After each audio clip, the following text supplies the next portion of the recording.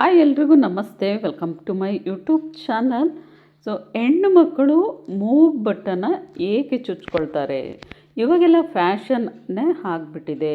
So ಎರಡೂ ಬದಿಯಲ್ಲೂ ಮೂಗ್ ಬಟ್ಟನ್ನ ಚುಚ್ಚೋ ಒಂದು ಫ್ಯಾಷನ್ ಕೂಡ ಆಗಿದೆ. ಆದರೆ ಅದರ ಪ್ರಯೋಜನ ಏನು? ಸೊ ಇವಾಗ ಎಲ್ಲರೂ ಕೂಡ ಮೂಗ್ ಬಟ್ಟನ್ನ ಅಷ್ಟು ಇಷ್ಟಪಟ್ಟು ಚುಚ್ಕೊಳ್ತಾರೆ. ಯಾಕೆ? ಸೊ ಅವರಿಗೆ ಗೊತ್ತಿಲ್ಲದ ವಿಚಾರಗಳು ಸೊ ಈ ವಿಡಿಯೋದಲ್ಲಿ ನೀವು ನೋಡ್ಬೋದಾಗಿದೆ. ಸೊ ಯಾಕೆ ಚುಚ್ಚಲೇಬೇಕು ಕಂಪಲ್ಸರಿ? ಸೊ ನಮ್ಮ ಇಂದಿನ ಹಿರಿಕರೆಲ್ಲ ಯಾಕೆ ಮಾಡಿದ್ದಾರೆ? ಮೂಗುಬಟ್ಟು ಚುಚ್ಚೋದ್ರಿಂದ ಏನೆಲ್ಲ ಪ್ರಯೋಜನ ಇದೆ? ಇದರಿಂದ ವೈಜ್ಞಾನಿಕವಾದ ಕಾರಣಗಳೇನು ಅನ್ನೋದ್ರ ಬಗ್ಗೆ ಇವತ್ತಿನ ಒಂದು ವಿಡಿಯೋದಲ್ಲಿ ತಿಳಿಯೋಣ. ಹಿಂದೂ ಸಂಪ್ರದಾಯದ ಪ್ರಕಾರ ಹೆಣ್ಣು ಮಕ್ಕಳು ಮೂಗುಬಟ್ಟನ್ನು ಚುಚ್ಕೊಳ್ಳೋದು ಕೇವಲ ಸಂಪ್ರದಾಯ ಮಾತ್ರವಲ್ಲ, ಅದರ ಹಿಂದೆ ಗೊತ್ತಿರದಂತಹ ಆಯುರ್ವೇದ ಮತ್ತು ವೈಜ್ಞಾನಿಕವಾದ ಕಾರಣಗಳಿವೆ.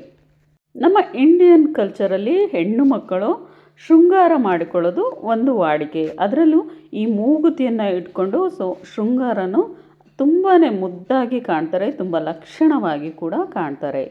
ಅದರಲ್ಲಿ ಮುಖ್ಯವಾದದ್ದು ಈ ಮೂಗುಬಟ್ಟು ಅಥವಾ ಮೂಗುತಿ. ಇದನ್ನು ನಾವು ಕೇವಲ ಸೌಂದರ್ಯ ದೃಷ್ಟಿಯಿಂದ ನೋಡ್ತೇವೆ. ಆದರೆ ನಮ್ಮ ಹಿರಿಯರು ಅಂದರೆ ಪೂರ್ವಜರು ಹೆಣ್ಣು ಮಕ್ಕಳು ಮೂಗುಬಟ್ಟನ್ನು ಚುಚ್ಚಿಸ್ಕೊಳ್ಳೇಬೇಕು ಅಂತೇಳಿ ಸಂಪ್ರದಾಯವನ್ನು ಮಾಡಿದ್ದಾರೆ. ಇನ್ನು ಕೆಲವರು ಮದುವೆ ಫಿಕ್ಸ್ ಆದ ಇನ್ನೇನು 2 ತಿಂಗಳಿದೆ ಅನ್ನುವ ಮುಂಚೆ ಮೂಗುಬಟ್ಟನ್ನು ಚುಚ್ಕೊಳ್ತಾರೆ. ಸೊ ಮನೆಯ ಒತ್ತಡದಿಂದನೂ ಕೂಡ ಚುಚ್ಕೊಳ್ಳುವವರು ಇದ್ದಾರೆ. ಸೊ ಅವರೆಲ್ಲ ತಿಳಿಯಲೇಬೇಕಾದಂತಹ ವಿಷಯ ಇದು. ಅದು ಯಾವುದು ಎಂದು ಇವತ್ತಿನ ಈ ವಿಡಿಯೋದಲ್ಲಿ ನೀವು ನೋಡ್ಬೋದು. ಮೊದಲಿಗೆ ಆಯುರ್ವೇದ ಮತ್ತು ವೈಜ್ಞಾನಿಕ ಕಾರಣಗಳು. ಆಯುರ್ವೇದದ ಪ್ರಸಿದ್ಧ ಗ್ರಂಥ ಸುಶ್ರುತ ಗ್ರಂಥದ ಪ್ರಕಾರ ಮುಖ್ಯವಾಗಿ ಮೂಗಿನ ಎಡಭಾಗದಲ್ಲಿ ನರಗಳು ಹೆಣ್ಣಿನ ಪ್ರಜನನ ಅಂಗಕ್ಕೆ ಮತ್ತು ಗರ್ಭಕೋಶಕ್ಕೆ ಸಂಬಂಧಿತವಾಗಿರುತ್ತೆ. ಅಂದರೆ ಫೀಮೇಲ್ ರೀಪ್ರೊಡ್ಯೂಸ್ ಮಾಡೋದಕ್ಕೆ ಸಂಬಂಧವನ್ನು ಹೊಂದಿರುತ್ತೆ. ಮೂಗಿನ ಎಡಭಾಗದಲ್ಲಿ ಚುಚ್ಚುವುದರಿಂದ ಆ ನರಗಳ ಮೇಲೆ ಒತ್ತಡ ಉಂಟಾಗಿ, ಅಂದರೆ ಅಕ್ಯುಪ್ರೆಷರ್ ನಿಯಮದ ಪ್ರಕಾರ ಹೆರಿಗೆಯ ಸಂದರ್ಭದಲ್ಲಿ ಉಂಟಾಗುವ ತೀವ್ರವಾದ ನೋವನ್ನು ತಡೆದುಕೊಳ್ಳುವ ಶಕ್ತಿ ಹೊಂದಿರುತ್ತೆ ಮತ್ತು ಸುಲಭ ಹೆರಿಗೆ ಆಗಲು ಸಹಾಯ ಹೊಂದಿರುತ್ತೆ. ಮತ್ತೊಂದು ಋತುಚಕ್ರದ ಸಮಸ್ಯೆಗಳನ್ನು ನೋಡುವುದಾದರೆ ವಿಪರೀತ ಹೊಟ್ಟೆ ನೋವು ಮತ್ತು ಅಸ್ತವ್ಯಸ್ತ ಸುಸ್ತು ಇವನ್ನೆಲ್ಲ ಕೂಡ ಕಡಿಮೆ ಮಾಡುತ್ತೆ. ಬಹುತೇಕ ಜನರು ಮೂಗಿನ ಎಡಭಾಗದಲ್ಲಿ ಏಕೆ ಚುಚ್ಚುತ್ತಾರೆ ಅನ್ನುವ ಪ್ರಶ್ನೆ ನಿಮಗೆ ಕಾಡಬಹುದು. ಆಯುರ್ವೇದದ ಪ್ರಕಾರ ದೇಹದ ಎಡಭಾಗವು ಸ್ತ್ರೀ ಶಕ್ತಿಗೆ ಸಂಬಂಧಿಸಿದ್ದು. ಅಲ್ಲಿನ ನರಗಳು ಸ್ತ್ರೀ ಹಾರ್ಮೋನ್ಗಳನ್ನು ಸಮತೋಲನವಾಗಿಡಲು ಸಹಾಯ ಮಾಡುತ್ತೆ.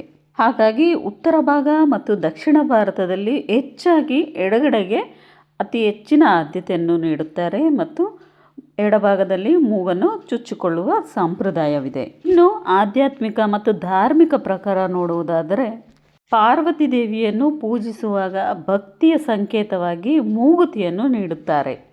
ಮುತ್ತೈದರು ಮೂಗುತಿಯನ್ನು ಧರಿಸುವುದು ತಮ್ಮ ಪತಿಯ ಆಯುಷ್ಯು ಮತ್ತು ಸೌಭಾಗ್ಯವನ್ನು ನೀಡುತ್ತೆ ಅಂತೇನು ಕೂಡ ಹೇಳುತ್ತಾರೆ.